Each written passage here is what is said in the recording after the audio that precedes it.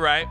Now, it's a lot I learned in preparation for this interview. First of all, salute to the Shade Room. They just turned five years old. March 31st. How many of y'all been following us for like 5 years? Really? Oh my God, I love y'all. I want to go back to the beginning where it all started. You lost your mother at the hands of your father at a young age. You grew up in the foster system. You put yourself through college doing classmates' weaves. After graduation, you were accepted into the Sundance Screenwriters Lab for a film you co-wrote that loosely chronicles your childhood, and it premiered last year at Sundance. Yeah, it was in theaters this past summer, y'all. So wow. Check it out. I know that was a lot, but where did all that leave you mentally, emotionally 5 years ago when you decided to start the Shade Room? Well, all of that, obviously going through being in foster care and all of that, you get told all the time, like you get put under a stigma, right? And nobody believes that you'll actually be successful, and people like try to pity you and all those things. And so for me, it was a mental battle trying to fight what society was saying I was and what I believed that I was. But 5 years ago, I'm gonna just tell you right now, I was broke. My account was in the negative. I was living in Hawthorne. How many of y'all live in Hawthorne? I was off of Prairie and 105th. And at that time, I felt like my whole life was a waste because I had gone to college and I couldn't get into grad school. I couldn't get into the business school, law school, because my grades were so low. I graduated with a 2.8 GPA. And so at that time, I was hopeless. And so when the Shade Room came about, it was literally my last option and my last resort for my future and career. So that's where I was 5 years ago. It seemed like Shade Room hit immediately though. Like y'all had 10,000 followers in a week or something like that? We did. I don't know if y'all know who Tammy Roman is? Yeah, so I just remember, I'll just tell y'all, I opened up the Instagram and I was like, I'm gonna do a blog called The Shade Room. And I don't even know how I came up with the name, but I just knew that was the name. And I remember my whole goal was to have only 100,000 followers. I never thought it would be this, And so that's just a testament to just do it, just get started. No matter where you are, just get started. But I started on Instagram because I didn't know how to make a website, right? And so, so Instagram was my little free website, right? And I remember Tammy Roman spotted one of our posts and she reposted it and she was like, y'all gotta follow, this is the new thing. And that's kind of how we started off with 10,000 in the first week, and then it just went crazy from there. Why do you think folks connected with it so quickly though? Like what were you posting?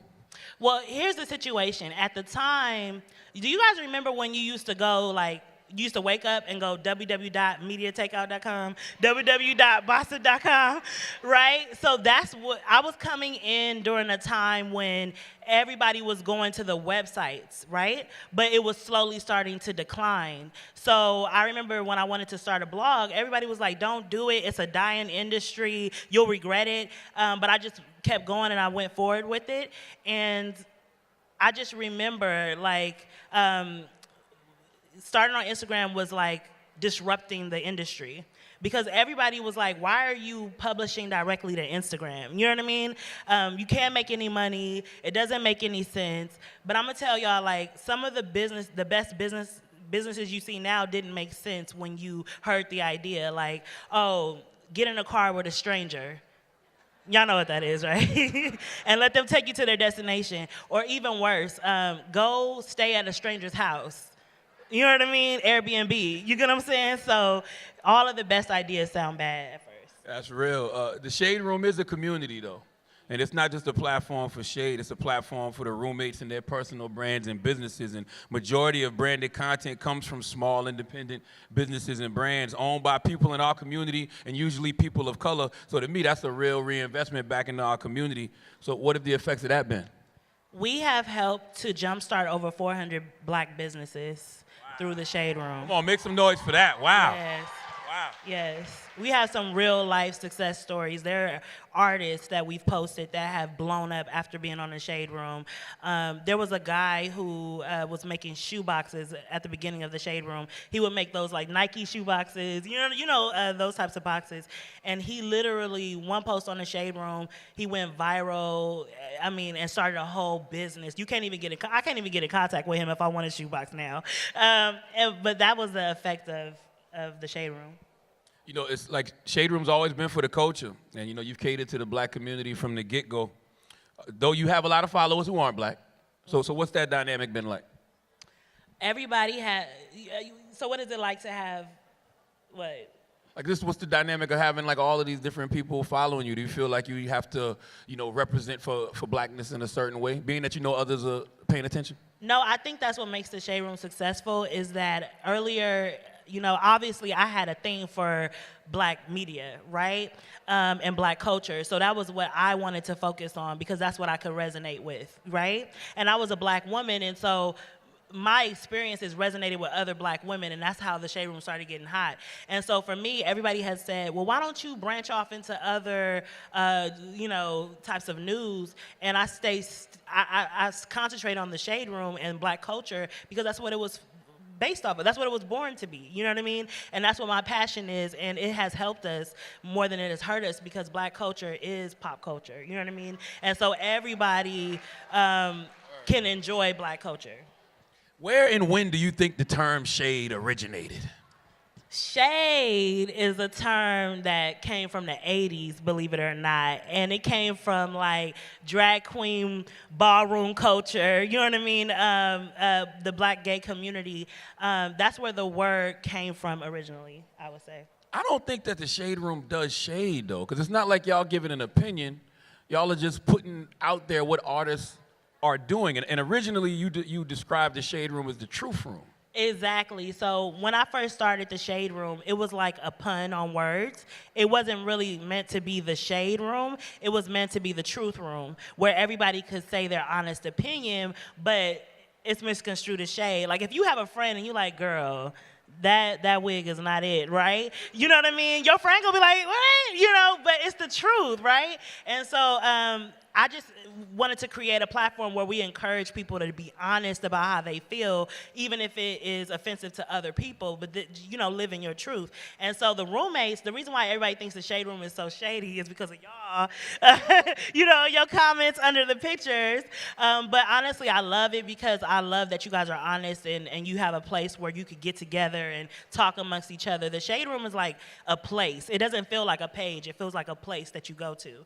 And so that's the biggest asset. Yeah, a lot of times it's not what you say, but it's how you say it. So can shade go too far? Can it keep folks from really communicating? Well, we got to break down what shade is, I think, because I think people confuse shade from hating, shade with hating. And there's a difference. So shade gets a bad rap, right? Everybody looks at shade and they're like, oh, it's negative. Why would anybody want to know the history or evolution of shade? But to me, I see it very differently. Like, shade is something that has been in the culture since we were kids. When I went to school, you remember going to school, right? And like everybody joking on you. And it was always like a audience, you know what I mean? I went to a black school growing up, and there was always this audience, and it would be two people going back and forth on each other. And it was a performance to it. It was a skill to it. You know what I mean? Being shady is a skill. It's actually not, as, just easy to do as you think. You have to have wit. You have to have quick timing. You got to have quick comebacks. And so all of that is something that has been in the black community since the beginning of time. And it birthed in our families. First, your family got to roast you. You know what I mean? And then you go to school and you get roasted. You know what I mean? And it's like a rites of passage, and you build character. I would say a lot of people in the community would think that you build character once you're able to handle being roasted and you know how to come back and defend yourself. So, I still think I think Shade Room is the perfect balance of ratchetness and righteousness. Yes. Because y'all have a lot of positive content. It seems like it's more positive content than ever on the Shade Room right now. Y'all got the daddy duties and mommy duties. And that's intentional. The positive images, showing celebrities giving back. So you said it's intentional. So you feel like you have a responsibility as a media company to portray black and brown people in a certain light? I have an obligation to portray black people as they are. You get what I'm saying? And I think that includes positivity, that includes TSR mommy duties. We are mothers, we are fathers, we do good in the community. And so we're just portraying black people as they are. It's not necessarily me saying, oh, I want to, manipulate how black people look. No, this is what black people are. We're a multitude of things, positivity. We could get ratchet, and you know what I mean? But like, that's a part of the culture. So it's basically giving you guys an honest depiction of black culture. What's been your favorite shade thrown over the last few years? My favorite shade thrown, like my favorite shade thrower? Yeah, I just shadiest moment. Shadiest moment? Yeah. Who do y'all think is the best shade thrower on the Shade Room? 50? 50? Who? Oh, 50 is so petty. 50 petty. He petty. Oh my God. He a Cancer like me. He petty. Is Shade King. Yeah. And Masika. Y'all think Masika too? Masika is a good shade thrower. Now, I know when you get shaded sometimes it's because someone felt like you misrepresented the community in some way. How has that evolved into what we now call cancel culture? Yeah, let's talk about cancel culture. Who's the latest they canceled? Kodak Black? Yeah, they canceling Kodak Black today. Yeah. So let's not get it confused. I think that cancel culture, which was birthed in 2015, it started with Black Twitter, and then it went into like the Me Too movement and all these things. I think that the cancel culture was birthed so that we could advocate for ourselves, right? That was the only way we knew how to advocate for ourselves, was to go on social media and say, listen, what you did was wrong. We're not going to tolerate it. We're not going to, take it, and we're going to cancel you, right? The only thing I was saying that I feel like we should evolve, cancel culture should evolve into canceling behavior and not the people. Yes. Because if we were all celebrities right now, we would all be canceled. Especially right? for past behavior, yeah. I know I would be canceled. There's some things I've said in the privacy of my own home that would have got me canceled, right? And so I feel that for us moving forward, we can cancel the behavior and say, hey, we don't want to see this type of behavior again. Anybody that does that will face the consequences. You know what I'm saying? But instead of canceling that person, because that person, everybody makes mistakes. What do you think about that? I agree with you 100% because I feel like we're canceling the room and the need for conversation. You know what I mean? Right, like even with Kodak Black in this particular situation, I don't agree with what he said at all. But I mean, Kodak Black has said a lot of problematic things. Somebody need to sit his little young ass down and just have a conversation with him. Because we canceled him before and we let him back in and then he got canceled again. So yeah, I think Kodak Black just has problematic thinking. And we need to address that rather than to throw him away. Yeah, and then we got this whole generation that's like living through their phones, and like everything is recorded, so they're making mistakes in real time. Like we've made those same mistakes when we were that age. We would say dumb, off the wall stuff when we were that age too. So it's just like you got to give people an opportunity to grow. But I agree with you. I don't think that we should cancel people. We should cancel behavior. Yeah. Now, the Shade Room was where news of like Khloe Kardashian being in labor broke. It's where Kanye showed up in defense of Kim. Nicki Minaj is in there all the time. With everything that's going on in there, how do you handle being in the driver's seat?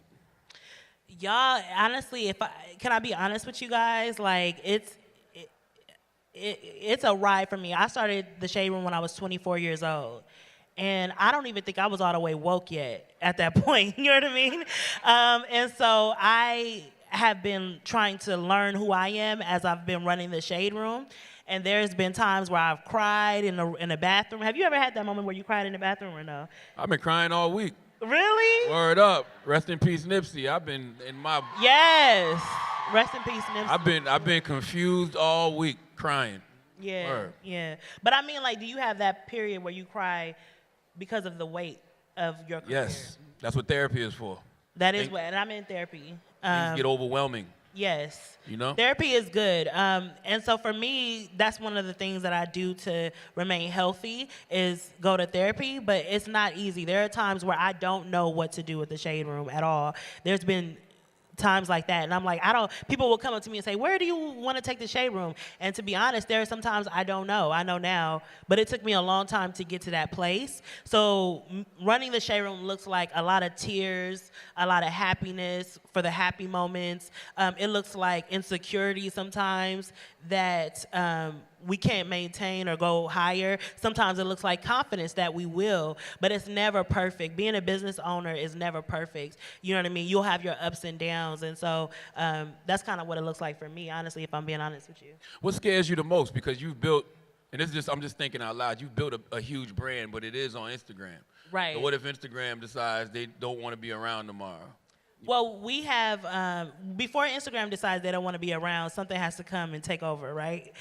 Just like we saw with like MySpace and Facebook and things like that. So that's not my immediate concern, but we are building, this year we're working on building a lot of stuff off of Instagram. We're coming with some shows, so look out for our shows. We got a show called Struggle Chef coming out. We have a show called Petty Court. Y'all are gonna love it. We have a show called F-Boy Chronicles. Oh my God, we getting the F-Boys. And we're starting in New York, trust me. We started with Charlamagne. So we got a lot of stuff coming. F-Boy Chronicles sounds hilarious. What is that about? What's the basis? Can you give us a We are about to dissect these F-Boys. Y'all, first of all, we starting with the ghost, the F-Boy that disappears all the time. And so, you know, oh my God, it's gonna be hilarious. Y'all gonna love it. We talking to the mothers and the sisters. What, like, at one point did you know your son was an F-boy? Like, you know what I mean? So. Oh, hilarious. Now, I want to rewind a little bit because something folks may not know about Angie is that you are a poet.